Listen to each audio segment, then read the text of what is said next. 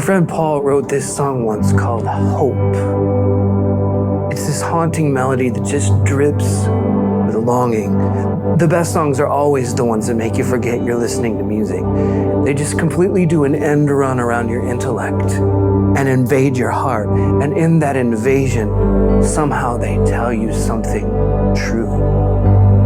This song is like that. It leaves you reaching for something you can't quite touch, but you know it's there. It's bittersweet.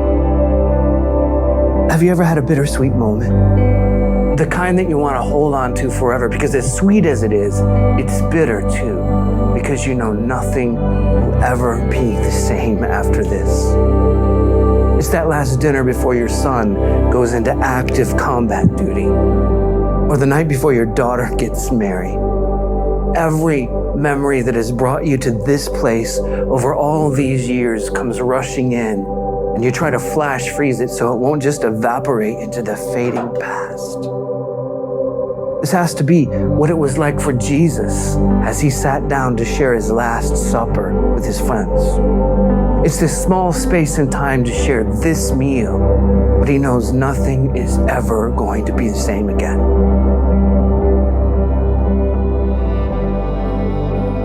All of this starts back in Capernaum, a little fishing village on the northwest shore of the Sea of Galilee. This is where Jesus has made his home. And the day comes where he wakes up, stretches, and gets up off his sleeping mat knowing that he's about to leave home and never come back. To begin to understand Jesus' last days, we have to put ourselves in the story by his side. Imagine waking up, showering and grabbing coffee, walking out your front door, understanding that you will never be coming home again. Jesus leaves Capernaum and moves toward Jerusalem, and on his way, he gets very intentional with his disciples. He tells them what's about to happen. He tells them he will be taken from them, but they don't understand. As we read the gospel narratives, it's easy to look at the disciples as uneducated idiots. That's not really fair. They have a worldview just like we do. And their worldview included a coming Messiah that would restore Israel back to God and free his people once again. And they had put their faith in the fact that their rabbi, Jesus, was this Messiah. And the only way that's worked out in their minds was that somehow Jesus would defeat the Romans, cleansing the land and clearing out the filthy mixture that had become modern politics and religion in the Roman province of Syria.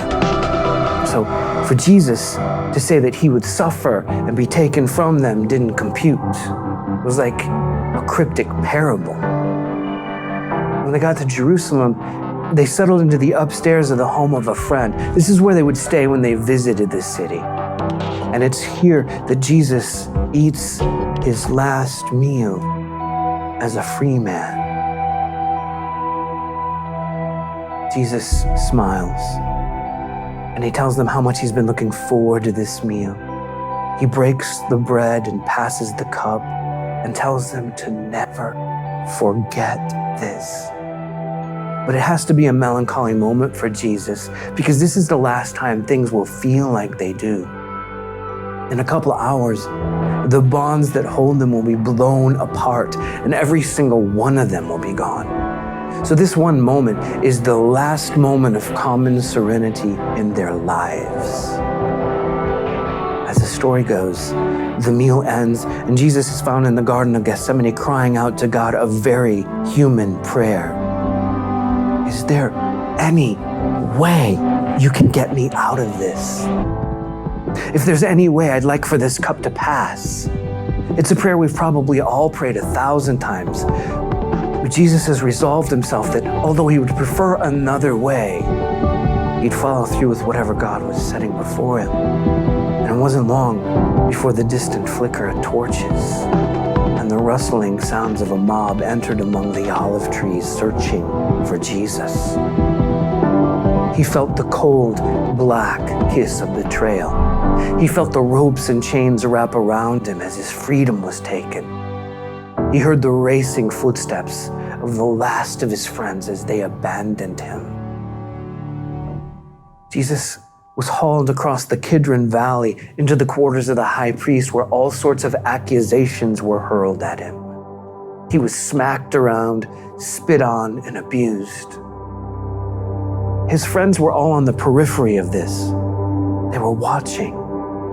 They believed he was the coming Messiah. And so in their hearts, they believed something big was about to happen. They were ready to join in a great revolt. But what happened was that Jesus was dragged in chains before the Roman prefect, Pontius Pilate, who sentenced him to be executed by nailing him to an executioner's beam. At this point, the slight twangs of doubt had to be gnawing at them. When Jesus cries out in real and very human agony as the spikes slide through soft flesh and into the wood beneath, something starts to die in them.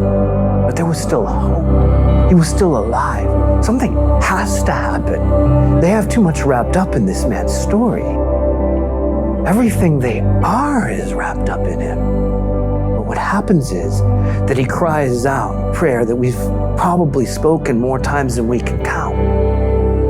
Why have you forsaken me? And when he dies, something must have died in them too. And since they're hiding, the chances are pretty high that they end up back in this upper room they just had dinner in. The crumbs are probably still there on the floor. And they have to be looking at each other and asking the most obvious of human questions. What are we supposed to do now?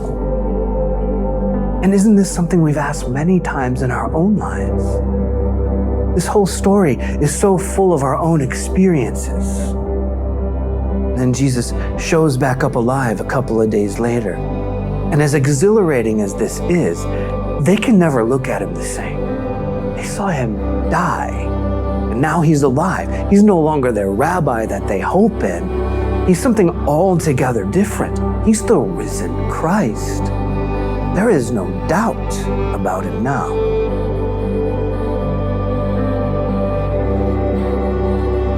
Jesus stays with them for a little more than a month, but the day comes again that he wakes up and yawns for the last time. He tells his friends that he's leaving for real this time, that he's going to prepare a place for them.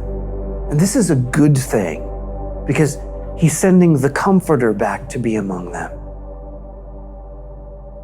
So many times in my life, I wish for just 30 minutes with Jesus over coffee. If I could just have a few minutes where I could see him in the flesh, all my life would make sense. And they're staring at him, and he's telling them that it's a good thing that he's leaving. Their response has to be the same as any of ours would be. No, Jesus, don't go. Don't leave us. But all too soon, the time comes when they walk out of Jerusalem and up a hill together. He's sharing his last words with them. He tells them that he's accomplished what he came to do, that all authority in heaven and on earth has been given to him, that the whole identity of the human race has been changed forever. Man is restored to God. And he tells them to go tell everyone the good news. But the moment comes when they're standing there and he says, goodbye. And he's gone. They walked up the hill with Jesus and they walked back down it without him. And chances are pretty good that they end up back in the same upper room. An hour ago, he was there with them. Now he's gone. And they have to be wondering again, what are we supposed to do now? Imagine them sitting there dazed by it all, trying to process the last weeks.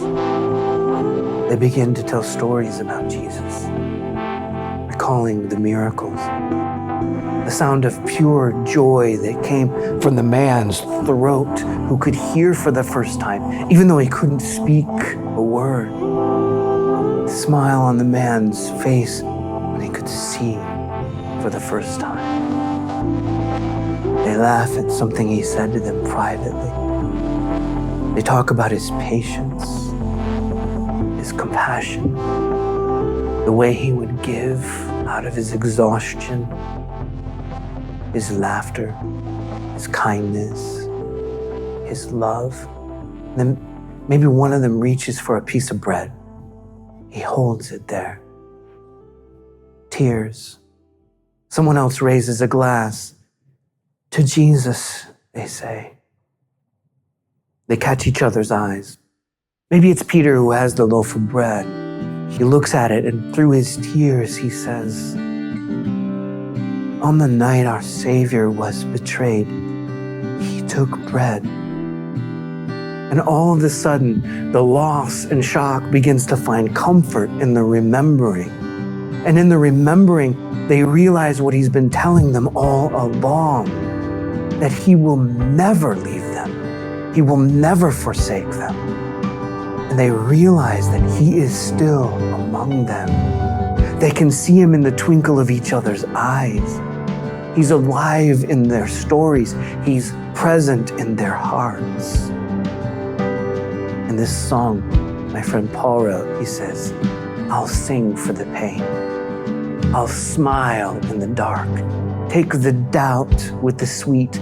Make it up as I go. Though I'm blind, I'll believe and hold on to hope. I don't know what your story is, but if you're human, you've probably been crushed along the way. And so much of the time when we get hurt, we try to build some sort of cocoon around ourselves so it won't happen again. But safe in the cocoon, we find that we're dying. The loneliness and isolation suffocate the life we were trying to protect. But to risk coming back out means to risk our heart again. We start to forget who we are. Jesus knew all of this, and he gave us this gift. Holy Communion, or the Eucharist, or the Lord's table, or whatever you call it in your tradition, is just what it says it is. Communion. It's the chance for us to remember who we are. It's the chance to tell the story to our broken hearts. And in that moment together, we commune with the Holy Spirit and offer him our brokenness. But it's also the chance to realize that we don't have to be alone anymore. The risen Christ is here. He's in the hearts of everyone around us. He's present in our heart. And he's drawn us back together, that we might remember that there is always hope. So I'll sing for the pain.